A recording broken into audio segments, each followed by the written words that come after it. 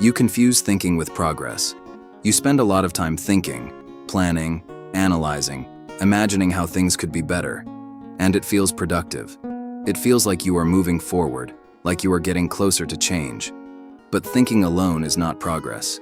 It is preparation at best and avoidance at worst. Your mind creates detailed scenarios, solutions, strategies. You replay conversations, predict outcomes, organize ideas. And the more you do it, the more it feels like you are doing something meaningful. But nothing actually changes. From a psychological perspective, this is a form of cognitive substitution. Your brain replaces action with thought because it is safer. Thinking has no risk, no exposure, no failure. You can stay in control. Action is different. Action creates uncertainty. It forces you to confront reality instead of staying in possibility. And that is exactly what your mind tries to avoid. So you keep thinking. You refine the plan, adjust the idea, wait for clarity. But clarity does not come from thinking alone. It comes from interaction with reality. The truth is simple. You do not need more thoughts. You need more feedback. And feedback only comes from action. Because until something changes outside your mind, nothing inside it truly evolves. You avoid mental discomfort. You say you want to grow, but you keep avoiding the very thing that creates growth. Discomfort. Not physical discomfort. Mental discomfort. The kind that forces you to question yourself, to face uncertainty, to admit that you do not have control over everything. Your mind is constantly trying to keep you in a familiar state. It prefers what is known, even if it is limiting, over what is unknown, even if it could improve your life. So every time you get close to something that challenges you, it pulls you back. It tells you to wait, to rethink, to stay where it feels safe. From a neurological perspective, this is your brain protecting energy and stability. It interprets uncertainty as a threat, even when it is not. So it creates resistance, hesitation, and doubt to keep you from moving forward. And because that resistance feels real, you trust it. You avoid difficult conversations. You avoid situations where you might fail. You avoid ideas that challenge your current beliefs. Not because you cannot handle them, but because they disrupt your internal comfort. But growth only happens when that comfort is broken. The moment you start facing what you have been avoiding, something shifts. You expand your tolerance, your awareness, your control. Because mental strength is not built by staying comfortable. It is built by staying present when things are not. You rely on motivation instead of structure. You wait to feel ready. You wait for that moment when energy is high, when focus is clear, when everything aligns and action feels natural. And when that moment comes, you move. But when it disappears, you stop. This is the problem with relying on motivation. It is unstable. It comes and goes based on emotion, environment, and internal state. And if your progress depends on something unstable, your results will be unstable too. From a behavioral perspective, motivation is not a reliable driver of consistency. It is a trigger, not a system. It can start action, but it cannot sustain it. Structure is what sustains it. Structure means having a defined process that does not depend on how you feel. Clear actions, clear timing, clear standards. You do what needs to be done, not because you feel like it, but because it is part of the system you follow. When you rely on motivation, every day becomes a negotiation. You question whether you should act, whether it is the right time, whether you are in the right state. When you rely on structure, that negotiation disappears. You remove the decision and keep the action. This is where real discipline is built. Not in moments of high energy, but in moments where nothing pushes you forward except the system you created. Because mindset is not strengthened by what you do occasionally. It is shaped by what you do consistently, regardless of how you feel. You protect your ego. Instead of improving, you want to grow, but you also want to feel right. And most of the time, you choose feeling right. You defend your decisions, justify your mistakes, and avoid situations that expose your weaknesses. Not because you do not want to improve, but because your ego interprets correction as a threat. When someone points out a flaw, your first reaction is not curiosity. It is resistance. You explain, you rationalize, you protect your image. And in doing so, you protect the very thing that is keeping you stuck. From a psychological perspective, this is ego defense. Your mind is trying to preserve a stable sense of identity. Admitting that you are wrong creates tension, so your brain looks for ways to reduce that tension without actually changing. But improvement requires the opposite. It requires exposure. It requires the willingness to see yourself without distortion. When you stop protecting your ego, feedback becomes valuable instead of uncomfortable. Mistakes become data instead of something to hide. And that shift accelerates growth in a way most people never experience. Because the truth is simple. You cannot improve what you refuse to see. And every time you choose comfort over correction, you reinforce the same limitations you say you want to break. Growth begins the moment you care more about being better than being right. You ignore your internal dialogue. You pay attention to what happens around you, but you rarely pay attention to what is happening inside your own mind. There is a constant voice guiding your reactions, shaping your decisions, and defining how you see yourself. And most of the time, you let it run without questioning it. That voice tells you when to hesitate, when to doubt, when to stop. It interprets situations before you consciously think about them. And because it feels automatic, you assume it is accurate. But it is not always accurate. It is conditioned. From a psychological standpoint, your internal dialogue is built from past experiences, repeated thoughts, and emotional associations. It reflects what you learned, not necessarily what is true. If that dialogue is negative, limiting, or inconsistent, it will quietly control your behavior. You will hold back when you should act. You will doubt when you should commit. You will stop when you should continue. And the most dangerous part is that you will think it is your own voice, your own decision. The shift happens when you start observing it, not reacting, not believing it immediately, but noticing it. You begin to separate yourself from the thought. You question it, you challenge it, and in that moment it loses authority. Because your mindset is not just built by what you do, it is built by what you repeatedly tell yourself, especially when no one else is listening. You seek validation instead of clarity. You want to know if you are on the right path. That is normal.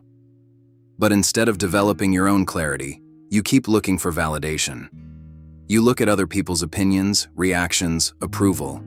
You adjust your decisions based on how they respond. And slowly, your direction stops being yours. Validation feels good. It gives you temporary certainty.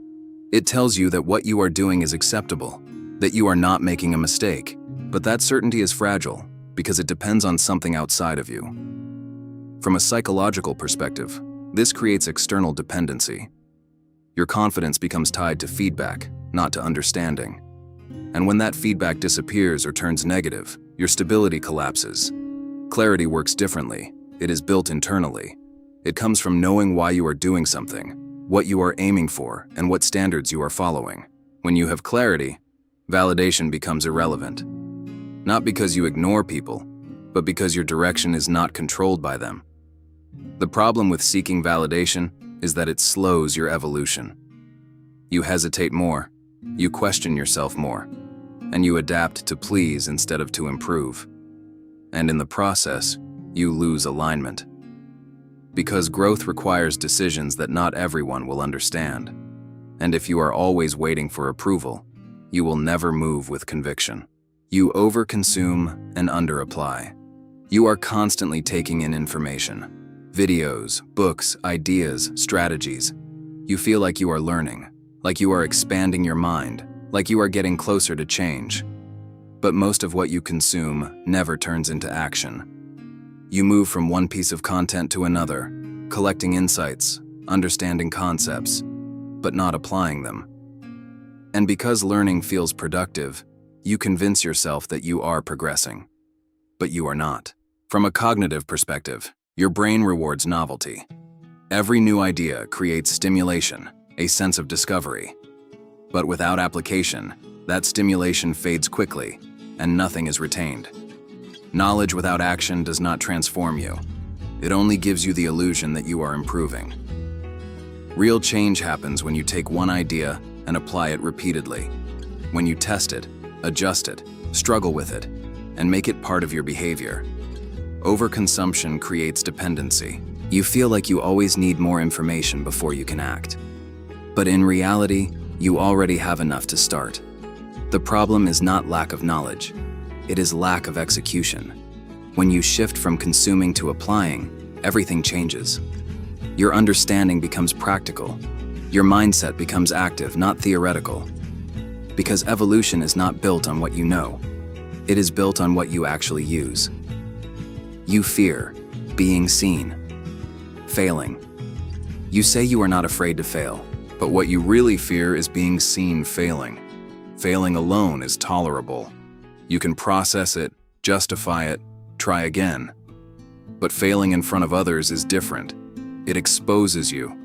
It challenges your image. It makes you feel vulnerable. So you avoid situations where that can happen. You delay starting. You hold back your ideas. You wait until you feel more prepared, more confident, more certain. But that moment rarely comes, because the real issue is not readiness. It is exposure. From a psychological perspective, this is social evaluation fear. Your mind is wired to protect your status and how others perceive you. It treats judgment as a threat, even when it is harmless. And because of that, you play safe. You choose actions where failure is less visible. You operate below your potential to avoid discomfort. And in doing so, you limit your own growth. Because failure is not the problem, it is feedback. It shows you what does not work, where you need to adjust, what you need to improve. But when you avoid being seen failing, you also avoid the situations that would force you to evolve. The shift happens when you stop managing perception and start focusing on development. Because the people who grow the most are not the ones who avoid failure. They are the ones who stop hiding from it. You stay around the wrong environment. You think your mindset is entirely your responsibility, and it is, to a point. But what you often ignore is how much your environment is shaping you every single day. The people you talk to, the conversations you have, the standards you are exposed to, the behaviors you see repeatedly. All of this is influencing how you think, what you tolerate, and what you believe is normal. And if your environment is limited, your mindset will reflect that. From a psychological perspective, this is social conditioning. Your brain adapts to what is around you. It mirrors patterns, absorbs attitudes, and aligns with the dominant energy of your environment. If you are surrounded by people who avoid responsibility, you start to normalize excuses. If you are around people who settle, you begin to lower your standards without even noticing. And the most dangerous part is that it feels comfortable. It feels familiar. It feels like nothing is wrong. But comfort is not always a sign of alignment. Sometimes it is a sign that you are not being challenged. Growth requires friction. It requires exposure to higher standards, different perspectives, and people who operate at a level that forces you to expand. When you change your environment, your thinking changes faster than you expect. Not because you forced it, but because you were influenced differently. Because mindset is not built in isolation. It is constantly shaped by what surrounds you. You delay decisions that matter. You think you need more time, more clarity, more certainty before you decide. So you wait, you analyze, you reconsider, you go back and forth. And while you are doing that, nothing moves. Delaying decisions feels responsible. It feels like you are being careful, like you are avoiding mistakes. But in reality, you are avoiding commitment. Because once you decide, you close other options. You take a direction. You accept the risk that comes with it. And that is exactly what your mind resists. From a psychological perspective, indecision is often driven by fear of loss. Not just fear of choosing wrong, but fear of letting go of alternatives. So instead of choosing, you stay in between. But staying in between has a cost. You lose time. You lose momentum. You stay mentally stuck, carrying the weight of something unresolved. And the longer you delay, the heavier it becomes. Decisions create movement, even imperfect ones.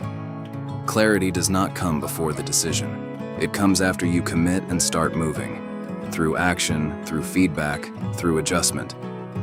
When you delay, you block that entire process. Because evolution requires direction, and direction only exists when a decision is made. The longer you avoid it, the longer you stay exactly where you are. Digite 1 para escrever o próximo tópico ou digite as alterações que deseja.